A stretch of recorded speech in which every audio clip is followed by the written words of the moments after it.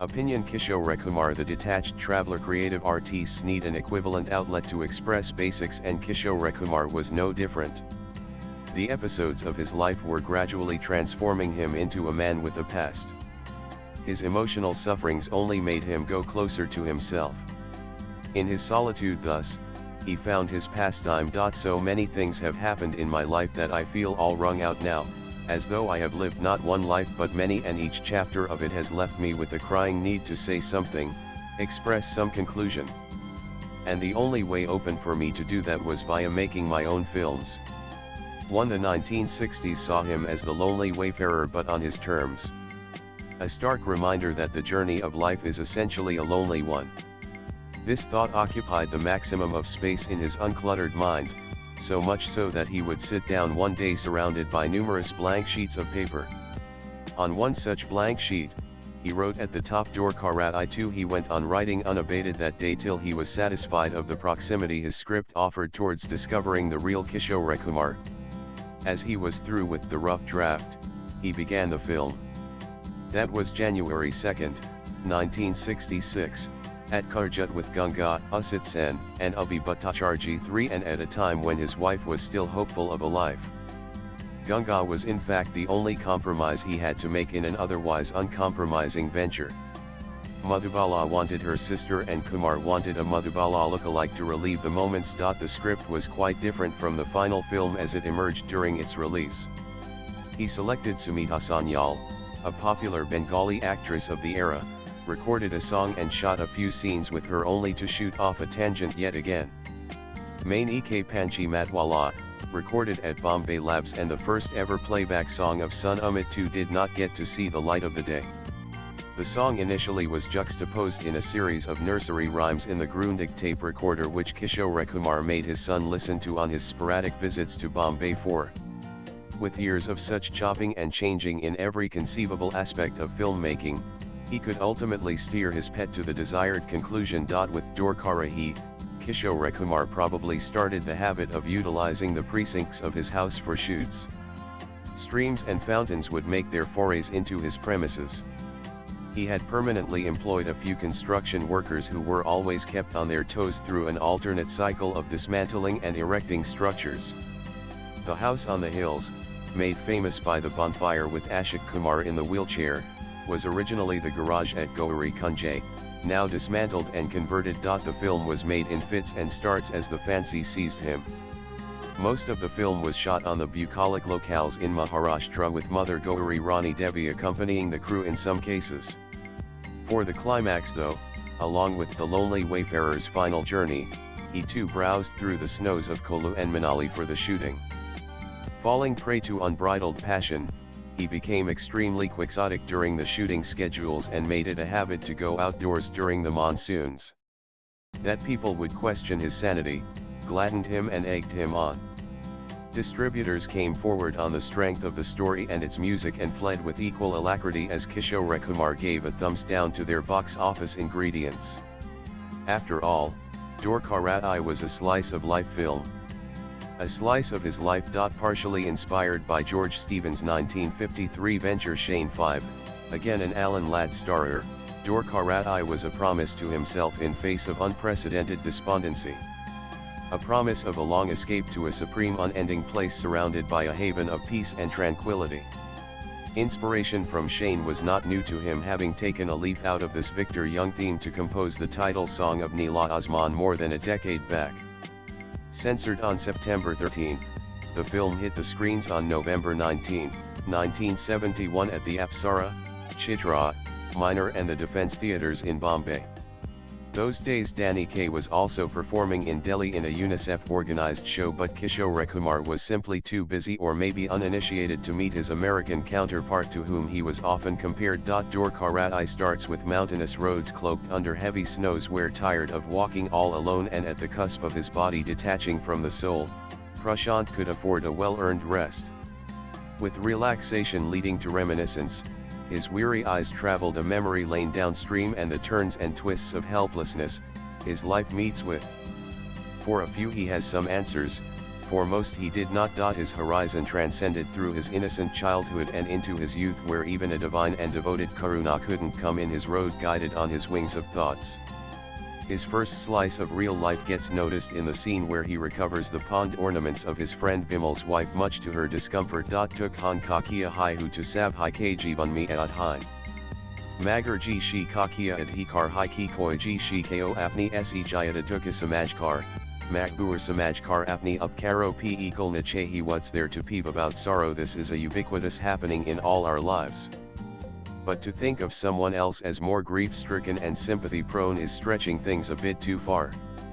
That was exactly how Kishore Kumar walked through the 60s, with the countenance of Madhubala on one arm and giving a thumbs down to the Fourth Estate and detractors on the other. Moving next to the illicit intentions of Pete Amber, where a young orphan Jitu Amit comes into the way, gets seriously injured in the process, and all he gets out of life is death. That was his birthday too. Now Prashant moves further and sees the rose planted by Jitu as approached by the golden ray of dawn. There lay on the cheek of the plant, a big red rose with shining dewdrops, almost tear-like. That was a catharsis moment even outside the realm of the camera, for Kishore Kumar was making himself a part of an extremely rare cinematic event. A director father taking the screenplay head-on and making his 18-something son die. Kishore Kumar could draw a distinct line and separate the emotions from the story requirements, and dared to step in hitherto unknown territories. That scene though caused a few unsavory moments at a personal level with Ruma. 6 on the path of truth, he still had to go a fair distance till he would permanently shut his eyes. A life where, as he pointed out, except death, he would be devoid of an accomplice. No wonder he pours his heart out when he was made to say Hamshake like Havayatha in response to a plea of staying a little longer. That statement summed his attitude to life. His romance with the ephemerals versus being dubbed an eccentric notwithstanding identical situations. Prashant became an enigma both for those whom he helped and those he deserted. None more exemplified than the stormy night at a wheelchair-bound Joseph's corner, who in him saw his son George, whose untimely death had left a huge void in his breath and perhaps an even bigger one in his daughter-in-law Monica's heart. For during the times he was present, he became their candle. Monica felt better and lighter too. Tum Hari Tara Mai Bimakmabai Pabandai Yan Ko Na Hin Manta. That statement by Joseph too was unwittingly autobiographical, although little were they made aware that Prashant had a divine duty to perform, his devotion confronted at various stages. His devotions tested with various temptations, some skirted but most faced with the calmest of demeanor. Many promises too were awaiting fulfillment, starting from a gratitude for converting an indigent childhood into the mainstream. That gratitude came with celibacy. Perhaps the only tenets confronting the real Kishore Kumar. Or perhaps an unfulfilled dream, or an unfinished task, or an introspection.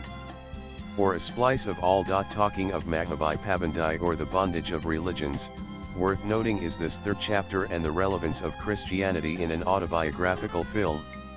Those days Kishore Kumar was living in lonely splendor in a bungalow tastefully embellished, which comes as more than a pleasant surprise for an Almali household.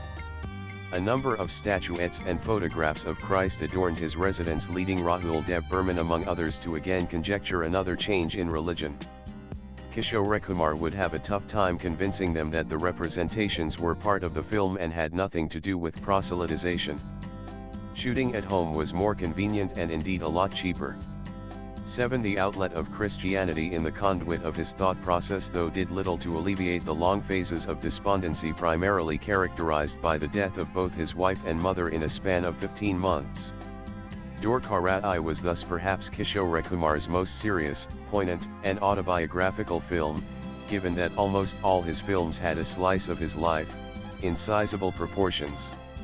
The story of a man dedicating his life for the oppressed and the impoverished was a subject he couldn't fulfill in real life, although he wanted badly to be a part of such a premise. That gap was actually Dorkarai, the tale of the wayfarer. Recalls Tanuja. It was a 7 o'clock shift. We were shooting in his house. I reached at 7.30 with the makeup. He was rehearsing on the harmonium. He sang some songs for us. Those sad numbers. We had tears in our eyes. Shooting had to be cancelled. Why are you making me cry? Because I want you to share my sorrows. 8 Dorkarat was meant to be a mirror of his heart, signifying the associated mysteries and showing the stark realities of the life he walked past, dared to or dreamt of. At the end, he could confidently assume that the mirror had absorbed the vilifications without the glass losing its sheen. Once again refusing to tread the beaten track, Kishore Kumar demonstrates a deep insight of human shortcomings and sufferings, and also a rare bias towards an entity, commonly termed nature. The nature of Kishore Kumar and the Kishore of nature both had an overwhelming presence in every frame. Nothing was perfect in him, yet in his imperfection lay his perfections. Almost like nature, a second mother to him. Rarely had a screenplay seen such ostensible display of nature in a story which at a first glance had little to do with the earth elements except the traveler in his journey. Panthai Hun Main is actually a takeoff from the Amai Chini Go Chini song from Charulta. While Ray relies on the plush interiors and the piano, Kishore Kumar restricts himself to the outdoors just near the main gate of Gauri Kunj. Gauri Kunj had never looked greener since. A man of many parts, Kishore Kumar released an advertisement in Screen Through Kishore Films terming his occupation as an eightfold assignment. He was the author, scenarist evolving the screenplay, the director, producer, music director, star, singer, and one more. With Dorkarat, he started wearing the hat of a distributor too. Kishore Kumar had an extremely logical and interesting take on the uncluttered roles he had devised for each of his 8-layered assignments. The writer and the director Kishore Kumar were the indigent duo with no money to afford even a secretary, but making up with a self-respect to die for. The producer, singer, and the star on the other hand is a lethal combination of a temperamental and a maverick businessman, highly busy and equally dangerous, and one who stays at arm's length from the writer-director team. This team is rated to be the stronger of the two, as the star and the singer finance the producer. The writer-director, although, is another Kishore Kumar on a different plane altogether. Absolutely uncompromising and a thorough unflinching aptitude for shooting until he gets it right. In other words, the other team of the actor singer producer has to finally compromise to carry forward the day. He had his own theory on film distribution too. Stories abound as to how he would warn his distributors not to touch his films because of a confession that even he finds it difficult to comprehend his films sometimes. Grapevine has it that he had even described Dorkarat as boring to the distributors in town. The distributors took him seriously. He thus made it a desire to present the film faithfully on the screen without the usual cropping and the gloss that had taken the commerce of the cinema by the scruff of its neck. This, or his financial instability in view of the huge family expenditure and an equally lofty tax burden, made him to go for a black and white Dorkarat, is something we would never know.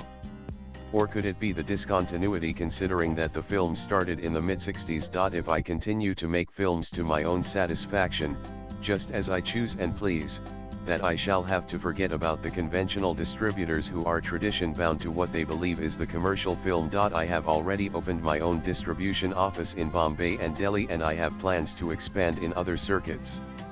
Basically, Kishore Films will distribute my own film, though there is nothing to prevent me from backing worthwhile ventures produced by dedicated filmmakers. I shall have only one yardstick: steer clear of the common rut, the usual, the commercial. Back the offbeat even if it makes or breaks you. 9 Dorkarat was indeed a make or break movie for Kishore Kumar to continue with his persona. Aided by 4 unknown gentlemen, Dilip, Tutaram, Ramsingh, and Ramprasad, the makeup artists, who did their best in making him look at life through the windows of the autumn. Far away, beneath the particles of snow, he lay in the icy grave, buried alongside those remembrances. The lonely wayfarer at last could shed his loneliness. 1. Star Style, October 15, 19712. Ibid Kishore had a few other titles involving Dor in his sleeves, like Durandez and Dor Karishta. Information retrieved from Leena Chandavrakar's Facebook post 3. Rangbhumi, February 19664. Interviews of Amit Kumar by Kavita Chibar and others 5. Shane ends with a question mark as to whether he did die in the end. In Dorkarat, no such confusion exists. 6. Amit Kumar in G. Oct 907. Filmfare October 19698. Quote attributed to Tanuja Sad and Glad of Kishore Kumar by Ashish Rajat Haksha Swipe left for next video 9. Released by Kishore Films in screen dated 19.11.1971. Parthavdar is a Kishore Kumar biographer. Aniruddha Bhattacharjee is the co-author of the best-selling book R.D. Burman The Man the Music by HarperCollins. Views expressed in the above piece are personal and solely those of the author. They do not necessarily reflect News 18's views. Latest blogs